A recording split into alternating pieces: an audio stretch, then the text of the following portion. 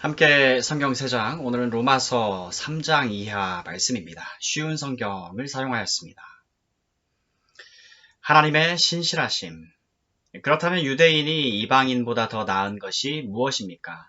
또 할례의 가치는 무엇이겠습니까? 모든 면에서 많이 있습니다. 첫째로 중요한 것은 유대인들이 하나님의 말씀을 맡았다는 사실입니다. 그런데 만일 유대인 중에 하나님을 믿지 않는 사람이 있다면 어떻겠습니까? 이 사람들이 믿지 않는다고 해서 하나님의 신실하심이 무효가 되겠습니까? 절대로 그렇지 않습니다. 설령 모든 사람이 거짓말쟁이라 하더라도 하나님은 참되십니다. 성경에도 이렇게 기록되어 있습니다. 주께서는 주님의 말씀으로 의로우심을 나타내시고 심판하실 때 주님께서 이기실 것입니다. 내가 사람들이 사용하는 논리의 방식대로 말해보겠습니다. 우리가 의롭지 못한 것 때문에 하나님의 의로우심이 더욱 밝히 드러날 경우 뭐라고 말하겠습니까? 우리에게 진노를 내리시는 하나님을 의롭지 못하다고 하겠습니까? 결코 그럴 수 없습니다. 하나님께서 의롭지 못하시다면 어떻게 하나님께서 세상을 심판하시겠습니까? 사람들 중에 내가 거짓말을 하여 그 때문에 하나님의 참되심이 드러난다면 오히려 하나님께 영광이 되는데 왜 내가 죄인 취급을 받아야 하는가? 라고 우기는 사람도 있을 것입니다. 이것은 마치 선한 결과를 얻기 위해 악을 행한 자라고 말하는 것과 같습니다. 사람들은 우리가 그렇게 가르친다고 우리에 대해 비난을 하고 다닙니다. 그러나 그런 사람들은 정죄를 받아 마땅합니다. 의인은 하나도 없다. 그렇다면 과연 우리 유대인들에게 이방인들보다 더 나은 것이 있습니까? 전혀 없습니다. 이미 말했듯이 유대인이나 이방인들이나 모두가 죄 아래 있습니다. 성경에 이렇게 기록되어 있습니다. 의인은 한 사람도 없다. 깨닫는 사람도 없고 하나님을 찾는 사람도 없다. 모두가 곁길로 나가 하나같이 쓸모없게 되었다. 선한 일을 행하는 사람은 단 한 사람도 없다. 그들의 목구멍은 열린 무덤이고 혀로는 사람을 속인다. 그들의 입술에는 독사의 독이 있다. 그들의 입은 저주와 독설로 가득하다. 그들은 사람을 죽이려고 바쁘게 움직이며 그들이 가는 곳마다 멸망과 비참함이 있다. 그들은 평화의 길을 알지 못한다. 그들의 눈에는 하나님을 두려워하는 것이 없다. 우리가 알기로는 율법에 기록된 내용은 그 무엇이 되었든 율법 아래 사는 사람들에게 말하는 것입니다. 그래서 누구든지 변명할 말이 없게 되고 온 세상은 하나님의 심판 아래 있게 됩니다. 그러므로 율법을 지키는 것으로 하나님 앞에서 의롭다고 인정받을 사람은 아무도 없습니다. 왜냐하면 율법은 우리가 죄인이라는 사실을 알게 해 주기 때문입니다. 믿음으로 의롭게 된다. 그러나 이제는 율법 없이도 하나님께로부터 오는 의가 나타났습니다. 이것은 율법과 예언자들도 증언한 것입니다. 하나님께로부터 오는 의는 예수 그리스도를 믿는 믿음을 통해 옵니다. 이 의는 믿는 사람이라면 누구에게나 주어지는 것이며 사람을 차별하지 않습니다. 모든 사람이 죄를 지어 하나님의 영광에 이를 수 없게 되었습니다.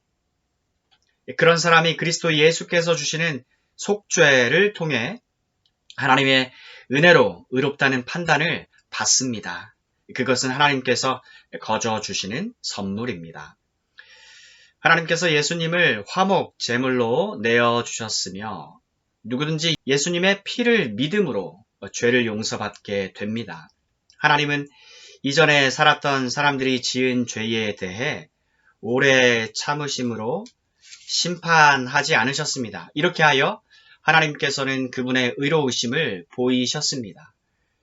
하나님께서 이 시기에 그분의 의로우심을 보이신 것은 하나님 자신이 의로우시다는 것과 예수님을 믿는 사람을 의롭게 하신다는 것을 보이기 위해서였습니다. 그러면 사람이 자랑할 것이 어디 있겠습니까? 자랑할 것이라고는 하나도 없습니다. 어떠한 법으로 사람이 의롭게 됩니까? 율법을 지키는 데서 오는 것입니까? 이런 것과는 상관이 없습니다. 의롭게 되는 것은 오직 믿음의 원리에 의해서만 이루어집니다. 사람은 율법을 지키는 것과는 상관없이 믿음으로 의롭게 된다고 우리는 생각합니다. 하나님은 유대인들만의 하나님이십니까? 이방인들의 하나님은 되지 않습니까? 하나님은 이방인들의 하나님도 되십니다. 하나님은 오직 한 분이시므로 그분은 할례를 받은 사람이나 할례를 받지 않은 사람이나 동일하게 믿음으로 의롭게 해 주십니다. 그렇다면 우리가 이 믿음을 가지고 율법을 무효로 만들고 있습니까? 그렇지 않습니다. 오히려 믿음을 통하여 율법을 더 굳게 세웁니다. 아브라함의 믿음과 의. 그러면 이 문제에 대해 우리의 조상 아브라함이 발견한 것은 무엇이라고 말할 수 있겠습니까? 아브라함이 행위를 통해 의롭다함을 얻었다면 그에게는 자랑할 것이 있었을 것입니다. 그러나 하나님 앞에서는 자랑할 것이 없습니다. 성경이 뭐라고 말합니까? 아브라함이 하나님을 믿으니 그 믿음을 그의 의로 여기셨다라고 하지 않습니까? 일을 해서 품삯을 받는 사람은 그가 받는 품삯을 당연히 받을 것을 받는 것으로 생각하지 선물을 받는 것으로 생각하지 않습니다. 그러나 일을 하지 않는데도 품삯을 받는 사람이 있다면 그가 경건하지 않은 사람을 의롭다고 여기시는 하나님을 믿기 때문에 하나님께서 그의 믿음을 보시고 의롭다고 여기시는 것입니다. 다윗은 행한 것과는 관계없이 하나님께서 의롭다고 인정하시는 사람이 받은 복에 대해 다음과 같이 말했습니다. 자기 죄를 용서받고 자기 허물이 가려진 사람은 복이 있다. 주님께서 죄 없다고 인정해 주는 사람은 복이 있다. 그렇다면 이 복이 할례를 받은 사람들에게만 내리는 것입니까? 아니면 할례를 받지 않은 사람들에게도 내리는 것입니까? 우리는 앞에서 아브라함의 믿음이 의로 여김을 받았다고 말했습니다. 어떤 상황에서 이런 일이 발생했습니까? 아브라함이 할례를 받은 뒤였습니까? 아니면 할례를 받기 전이었습니까? 아브라함이 의롭다함을 받은 것은 할례를 받은 후가 아니라 할례를 받기 전이었습니다. 아브라함은 할례를 받기 전에 믿음으로 의롭다함을 받았으며 그 표로서 할례를 받은 것입니다. 그러므로 아브라함은 할례를 받지 않고도 하나님을 믿는 모든 사람들이 의롭다 여김을 받을 수 있도록 모든 믿는 사람의 조상이 되었습니다. 또 아브라함은 할례 받은 자의 조상이기도 합니다. 이 말은 그가 할례 받은 사람들 뿐만 아니라 우리 조상 아브라함이 할례를 받기 전에 가졌던 믿음의 발자취를 따라가는 사람들의 조상도 된다는 의미입니다. 하나님의 약속은 믿음을 통해 성취된다. 하나님께서 아브라함과 그의 후손에게 그들이 세상을 물려받을 상속자가 되리라고 하신 약속은 율법을 통해 온 것이 아니라 믿음으로 인한 의를 통해 주신 약속입니다. 만일 율법을 지키는 사람이 상속자가 된다면 믿음은 쓸모가 없어지고 약속도 무용지물이 되고 말 것입니다.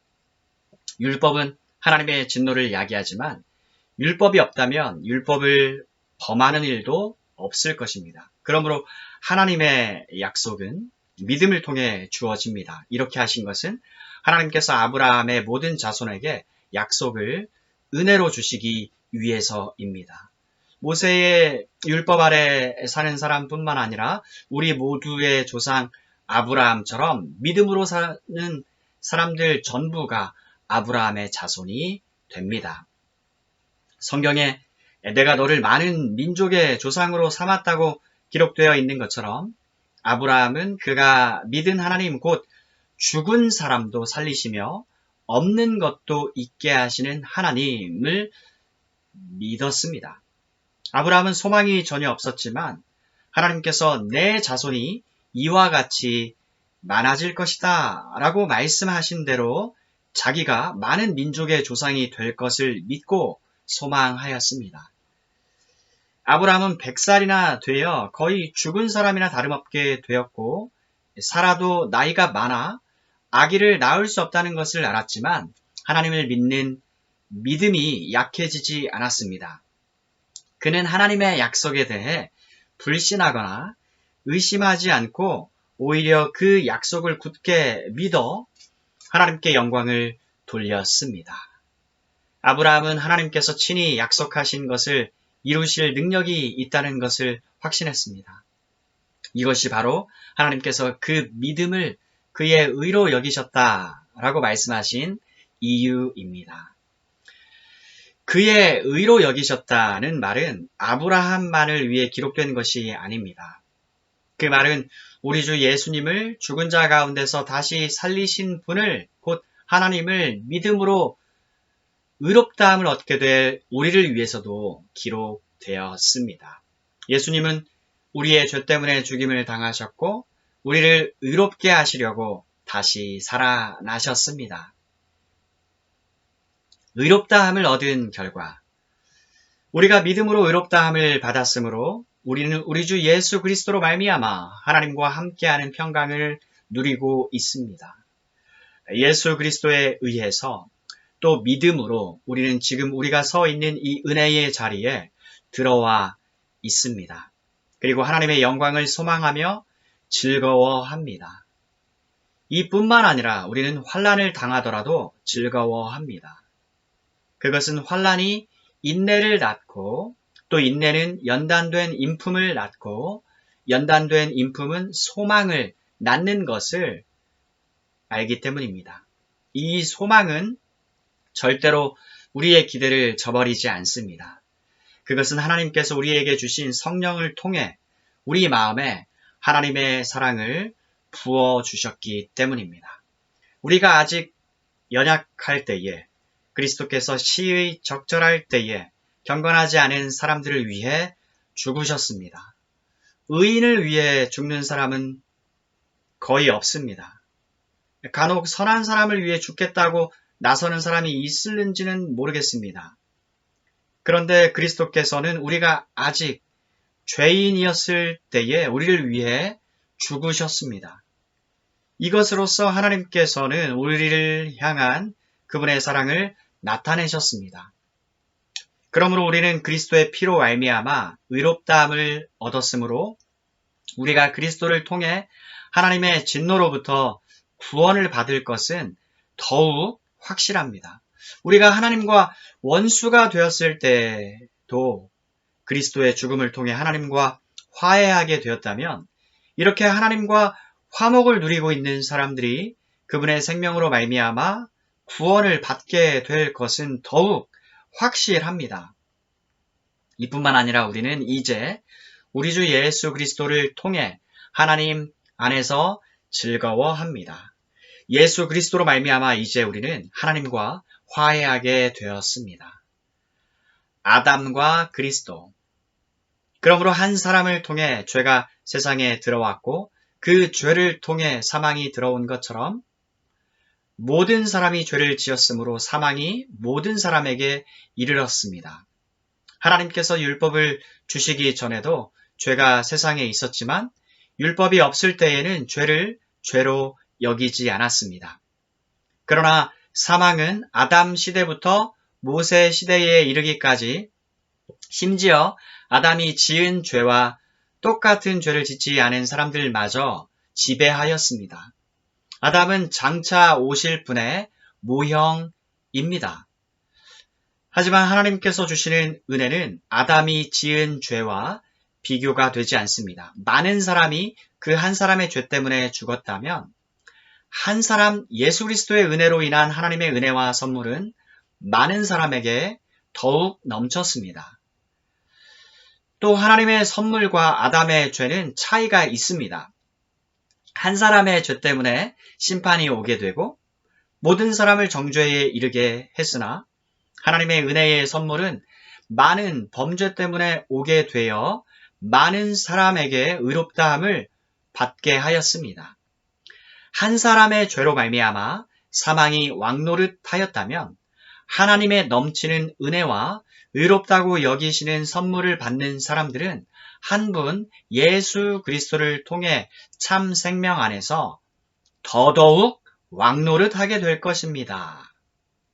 그러므로 한 사람의 범죄 때문에 모든 사람이 죄인이 되었지만 한 사람의 의로운 행동 때문에 모든 사람에게 생명을 낳게 하는 의로움이 발생했습니다. 한 사람의 불순종으로 많은 사람이 죄인이 되었듯이 한 사람의 순종으로 많은 사람이 의인이 될 것입니다. 율법은 범죄를 증가시키려고 들어왔습니다.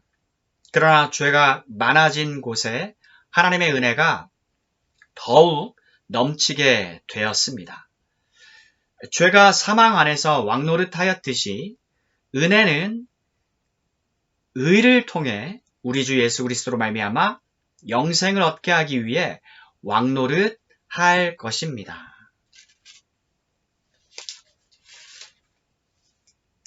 성령 안에 있는 생명 8장. 그러므로 이제 그리스도 예수 안에 있는 사람은 정죄를 받지 않습니다.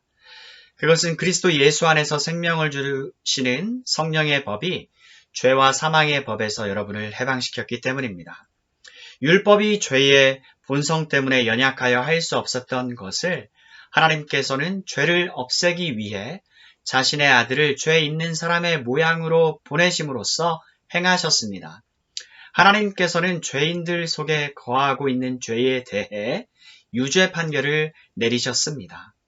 이렇게 하여 죄의 본성에 따라 살지 아니하고 성령에 따라 살고 있는 우리에게 율법의 의로운 요구들이 완벽히 이루어졌습니다. 죄의 본성을 따라 사는 사람들은 죄의 본성이 바라는 일을 생각하지만 성령을 따라 사는 사람들은 성령이 바라시는 일을 생각합니다. 죄의 본성에 지배를 받는 사람의 생각은 죽음이지만 성령의 지배를 받는 사람의 생각은 생명과 평강입니다. 죄의 본성이 생각하는 것은 하나님을 거스르는 것입니다. 그것은 하나님의 법에 복종하지 않을 뿐 아니라 할 수도 없습니다. 죄의 본성의 지배를 받는 사람은 하나님을 기쁘시게 할 수 없습니다. 그러나 하나님의 영이 여러분 안에 계시다면 여러분은 죄의 본성의 지배를 받지 않고 성령의 지배를 받게 됩니다. 누구든지 그리스도의 영이 없는 사람은 그리스도에게 속한 사람이 아닙니다. 반면 그리스도께서 여러분 안에 계시다면 여러분의 몸은 죄 때문에 죽은 존재이지만 여러분의 영은 의 때문에 살아 있습니다. 예수님을 죽은 사람들 가운데서 다시 살리신 분, 곧 하나님의 영이 여러분 안에 살아 계시면 여러분 안에 계신 그분의 영으로서 여러분의 죽을 몸도 살리실 것입니다. 그러므로 형제 여러분, 우리는 빚을 진 사람들입니다. 그러나 죄의 본성을 따라 살아야 하는 죄의 본성에 빚진 사람이 아닙니다. 죄의 본성에 따라 산다면 여러분은 죽을 것입니다. 그러나 성령의 도우심을 받아 몸의 악한 일을 죽인다면 여러분은 살 것입니다. 왜냐하면 하나님의 영으로 인도받는 사람들은 누구나 하나님의 자녀이기 때문입니다. 여러분이 받은 성령은 여러분을 다시 두려움에 이르게 하는 노예로 만드는 영이 아니라 여러분을 하나님의 자녀가 되게 하는 영입니다. 그래서 우리는 그 성령을 의지하여 아빠, 아버지라고 부를 수 있는 것입니다. 성령께서는 친히 우리의 영과 함께 우리가 하나님의 자녀라는 것을 증언합니다. 자녀라면 또한 상속자이기도 합니다. 우리는 하나님의 상속자이며 또 그리스도와 공동의 상속자입니다. 그래서 우리는 그리스도께서 누리시는 영광에 참여하기 위해 그분이 겪으신 고난에도 참여하는 것입니다. 장차 올 영광. 나는 현재 우리가 겪는 고난은 장차 우리에게 나타날 영광과 비교하면 아무것도 아니라고 생각합니다. 모든 피조물은 하나님의 자녀들이 나타나기만을 간절히 기다리고 있습니다. 피조물은 허무하게 되었습니다. 그렇게 된 것은 피조물이 원해서가 아니라 그렇게 하신 하나님의 뜻 때문이었습니다. 하지만 소망은 있습니다. 그것은 피조물도 썩어짐의 굴레에서 해방되어 하나님의 자녀가 누리는 영광스러운 자유에 참여하리라는 소망입니다. 우리는 모든 피조물이 이제까지 신음하고 해산의 고통을 겪고 있다는 것을 압니다. 피조물만 아니라 성령의 첫 열매를 받은 우리들 자신도 속으로 신음하여 우리가 하나님의 자녀가 되는 것과 우리 몸이 구속될 것을 간절히 기다리고 있습니다. 우리는 이러한 소망으로 구원을 받았습니다. 눈에 보이는 소망은 소망이 아닙니다. 보이는 것을 소망하는 사람이 어디 있겠습니까? 따라서 우리가 아직 보지 못한 것을 소망한다면 우리는 그것을 인내함으로 기다려야 합니다. 이처럼 성령께서는 우리의 약함을 도와주십니다. 우리는 무엇을 기도해야 하는지도 모르지만 성령께서는 말로 다 표현할 수 없는 간절함으로 우리를 위해 중보 기도를 하십니다. 사람의 마음을 꿰뚫어 보시는 하나님께서는 성령 하나님의 생각이 무엇인지를 아십니다. 그것은 성령께서 하나님의 뜻을 따라 성도들을 위해 중보 기도를 하시기 때문입니다. 우리는 하나님께서 모든 일을 하나님을 사랑하는 사람, 즉 하나님의 목적을 위해 부름을 입은 사람들의 선을 위하여 하신다는 것을 알고 있습니다. 하나님께서는 전부터 아셨던 사람들을 그분의 아들과 동일한 형상을 갖도록 미리 정하시고 하나님의 아들을 많은 형제들 중에서 맏아들이 되게 하셨습니다. 하나님께서는 미리 정하신 사람들을 부르셨고 부르신 사람들을 의롭다고 하셨고 의롭다고 하신 사람들을 영화롭게 하셨습니다. 하나님의 사랑, 이 점에 대해 우리가 무엇이라고 말할 수 있겠습니까? 하나님께서 우리 편이시라면 누가 우리를 대적하겠습니까? 자기 아들까지도 아끼지 않고 우리 모두를 위해 내어주신 분께서 그 아들과 함께 우리에게 모든 것을 은혜로 주지 않으시겠습니까? 하나님께서 택하신 사람들을 누가 고소할 수 있겠습니까? 의롭게 하시는 분은 하나님이신데 누가 감히 죄가 있다고 판단하겠습니까? 죽으신 분은 그리스도 예수이십니다. 그분은 죽으셨을 뿐만 아니라 다시 살아나 하나님의 오른편에 앉아 계시면서 우리를 위해 중보 기도를 하고 계십니다. 누가 우리를 그리스도의 사랑에서 끊을 수 있겠습니까? 환난입니까? 아니면 어려움입니까? 핍박입니까? 그렇지 않으면 굶주림입니까? 헐벗음입니까? 위험입니까? 아니면 칼입니까? 성경에 기록된 것처럼 우리는 하루 종일 주님을 위해 죽음에 직면하고 있습니다. 우리는 도살당할 양과 같은 대접을 받았습니다. 그러나 우리는 우리를 사랑하신 하나님을 힘입어 이 모든 것을 이기고도 남습니다. 나는 확신합니다. 죽음이나 생명이나 천사들이나 하늘의 권세자들이나 현재일이나 장래일이나 어떤 힘이나 가장 높은 것이나 깊은 것이나 그 밖에 어떤 피조물이라도 우리를 우리 주 그리스도 예수 안에 있는 하나님의 사랑에서 끊을 수 없습니다. 아멘.